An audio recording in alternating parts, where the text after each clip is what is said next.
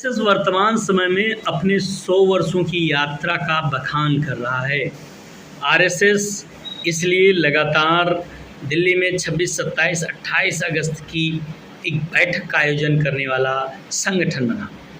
उसने सभी समृद्धशाली विभूतियों को बुला करके अपनी बातों को संगठन के विषय में चर्चा किया, संगठन के विषय में बताया, संगठन के पदाधिकारियों के विषय में चर्चा किया और उनको उसकी सूचना दी।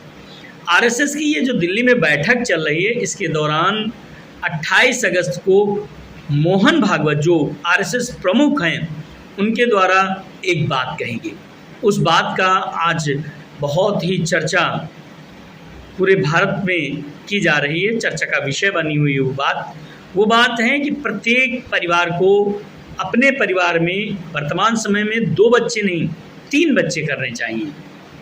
मोहन भागवत ने इस बात का जोर दिया है कि अभी तक जो हमारे यहाँ की टेंडेंसी थी, हम 2 हमारे 2, उससे आगे बढ़ करके अब देश के नागरिकों को जनसंख्या विस्फोट नहीं करना है, परंतु प्रत्येक परिवार में कम से कम 3 बच्चे होने चाहिए। और 3 बच्चों का लालन पालन कैसे करना है, उनको कैसे पढ़ाना लिखाना है, कैसे शिक्षित करना है, इस विषय को उनके परिवार के पितृजन को ध्यान में रखते हुए अपने परिवार को आगे बढ़ाना है।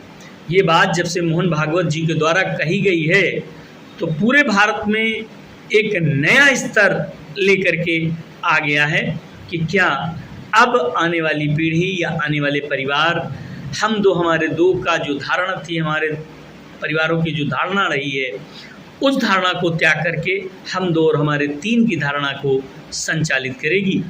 मोहन भागवत ने पूरे भारत के लिए तो यही संदेश दिया है कि कम से कम 3 बच्चे होने चाहिए, उनके लालन पालन की उत्तम व्यवस्था होनी चाहिए। ये मोहन भागवत जी के द्वारा एक प्रेस कॉन्फ्रेंस के दौरान बातों को कहा गया है।